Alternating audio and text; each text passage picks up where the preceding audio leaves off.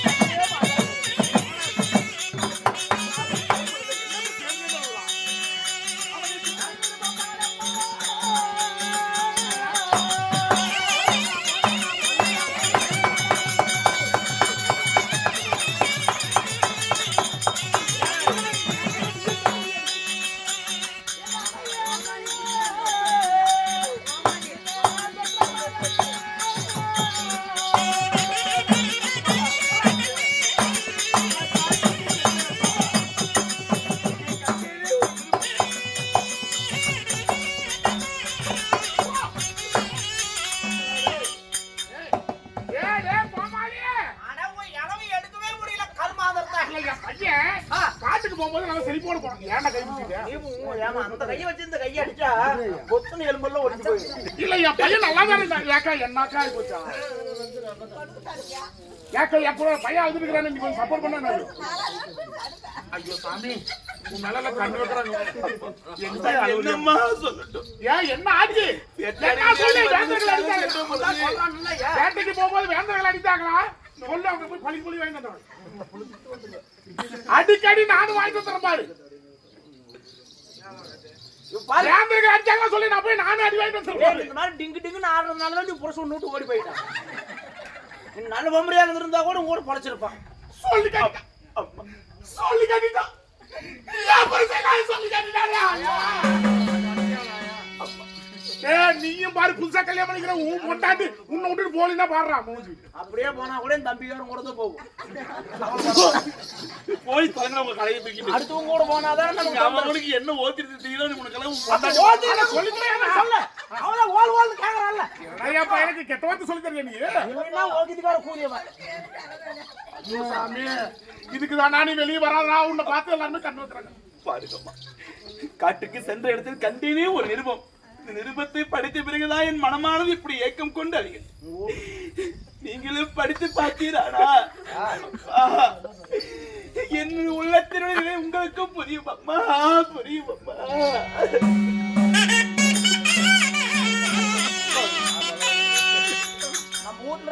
எல்லாம் எடுத்துட்டு போய் ராசிபுரத்துல அடமான வச்சுட்டு அந்த பில்லு ரசீது கொண்டு வந்துருக்கோம். படிங்க, அப்பதான் எங்க மனுஷன் உங்களுக்கு புரியும். வட்டி அப்புறம் நான் படிக்கல,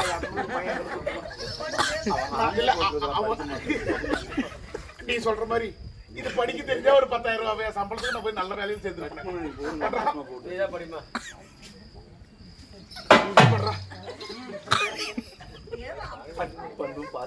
சரி விடுங்க. அன்பும் பண்பும் பாசம் நிறைந்திட்ட அருமை மாமனாகப்பட்ட அபிமன்னனுக்கு நான் சுந்தர்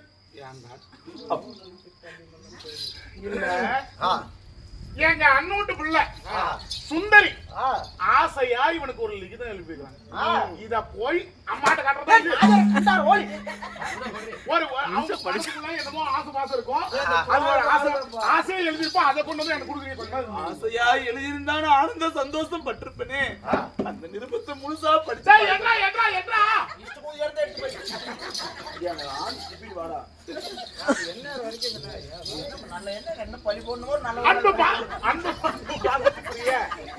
என் மாமா மகனாக கூடிய அபிமன்னனுக்கு எழுதக்கூடிய அந்த சுந்தரி லிகிதம் என்னவென்றால் அண்டர் போல் விதித்த அபிமன்ன ராஜகோவை கென்னடி துரியனுக்கு என்னையும் பெண்கு என்ன துரிய மன்னனுக்கு மகனாக விளங்கக்கூடிய லக்கணகுமாரனுக்கு என்னையும் பெண் கேட்டு வந்து நிச்சய தாமலம் பெற்று விட்டார். வருகின்ற சுக்லாதேவி, அதாவது வெள்ளிக்கிழமை என்று எனக்கும் லக்கணகுமாரனுக்கும் திருமணம். அந்த திருமணத்தை நிறுத்தி எனக்கு அதாவது நீங்கள் வந்து கல்யாணம் செய்தால் ஆச்சு, இல்லை என்றால் அது அக்னி குண்டத்திலே விழுந்து மாண்டு மனித விடுவேன். சட்டாண்டு படிச்சோம் தேவி தேவி ஊமின் மாதிரி உண்டு. என்னப்பா இது? இப்படிப்பட்ட சுந்தரியாருக்கு மாபெரும் ஆபத்து. நீங்கள் வந்து திருமணத்தை செய்யாவிட்டாலும் ஆண்டு மடிந்து விடுவேன்னு சுந்தரி நிருப்பம் எழுதியிருக்கா. இதை பார்த்து விட்டு என் உள்ளமே எரிமலை குமுறுவது போல் குமுறுகிறது. அப்பா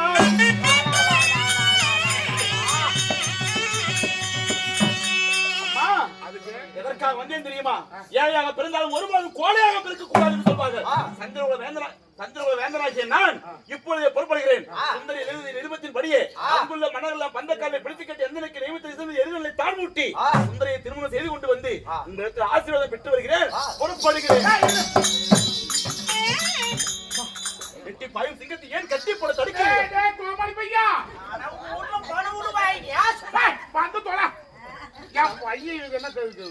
உண்மையாலுமே நினைக்கிறியா?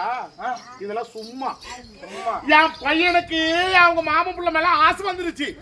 அது இதுன்னு பொய்யா எழுதி கல்யாணம் ஆசை வந்துருச்சாட்டு. அதுக்குதான் இப்படி பொய்யா மதிட்டு தெரியும். கொஞ்சம் வெட்டி போடலாம். ஏண்டா நீ யாரு? அந்த எம்பெருமானுக்கு தங்க மகன். நான் யாரு? கூத்தியா? நீ வந்து கள்ளப்புறசன். ஆளு மூஞ்சி முகரே இருக்கிற லட்சணம் கூதிக்கு என்னடா வந்து பேசிட்டு தெரியுது? பேச வேண்டாம்.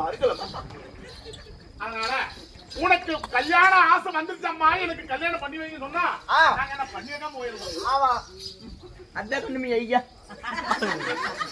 நீ அம்மா மோகுடு போய் இங்க கட்டுற அளவுக்கு வந்துட்டாரா? அதனால நீ ஒண்ணு கவலைப்பட வேண்டாம். இந்த லிகிதம் என்பது உண்மையா பொய்யா என்ன தெரியல. உண்மையா பொய்யான்னு தெரியல. அதனால சொந்தக்காரி நான் இருக்கிறேன், உரிமைக்காரி நான் இருக்கிறேன். நான் போய் சொந்தக்காரி நான் இருக்கிறேன், நீங்க இருக்கிறீங்க, உரிமைக்காரி நான் இருக்கிறேன். அப்ப நாளைக்கு வந்துருங்க. ரெண்டு தப்பட்ட ஒரு அலிகி செட்டி 2 உரிமை கொண்டு வந்து வந்துருங்க. நாளைக்கு ஊர்ல மாரியா நோமி கும்பம் தான் நிக்கிறாங்க.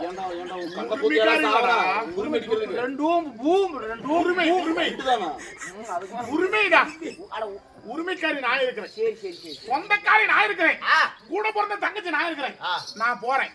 போய் பொண்ணு கேட்டு பொண்ணு கூட்டிட்டு வந்து உனக்கு கல்யாணம் பண்ணி வைக்கிறேன். நீ அந்த பக்கம் இரு. இப்ப நான் கல்யாணத்துக்கு போனா கல்யாண வாசல் உங்க பெரியப்பா வந்துக்கிறேன். தாரா புகழ்படுத்த தர்மபுரத்துல தாரா புகழ்படுத்த தர்மபுரத்துல மகாராஜா எங்க பெரியப்பா இப்படி காலம் அதை குடும்ப கட்டுப்பாடு பண்ண. அதனால இப்பொழுதே சங்ககுமாரி செல்கிறேன். உனக்கு வேண்டியவன பொண்ணை நான் கூட்டிட்டு வரேன். நீ போய் அந்த தாயே நான் சென்றால் இப்போ சண்டையில கல்யாணம் நடக்கும். அதாவதுப்பா நீ உரிமைக்காரி இருக்கிற சொந்தக்காரி இருக்கிற எனக்கு கல்யாணம் முகூர்த்தத்தை குறிச்சு நல்லபடியா கல்யாணம் உன்னை பண்ணுங்க. கூட்டிட்டு வந்துடுறேன். ஆகட்டும் அம்மா, புறப்படுங்க. நீ போயிட்டு வா. உடனடியாக போயிட்டு வா, நான் போயிட்டு வரேன். முடிஞ்சா சங்குனி வாரிக்கு சேர்ந்து சுந்தரியை கையோட கூட்டிட்டே வந்து இனிமே ஒரு பொழுதும் விட்டுட்டு இருக்க மாட்டோமா? ஐயோ டேய்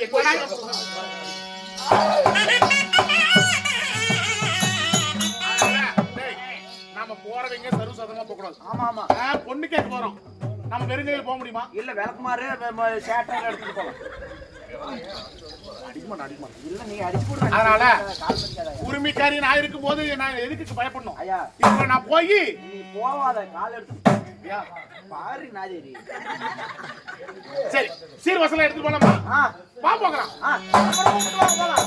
ஆமா ஏக்கா, என் பையனுக்கு மன கல்யாணம் பண்றேன். எந்திரிச்சு வா. உட்காந்து என்ன அர்த்தம்? எந்திரிங்க.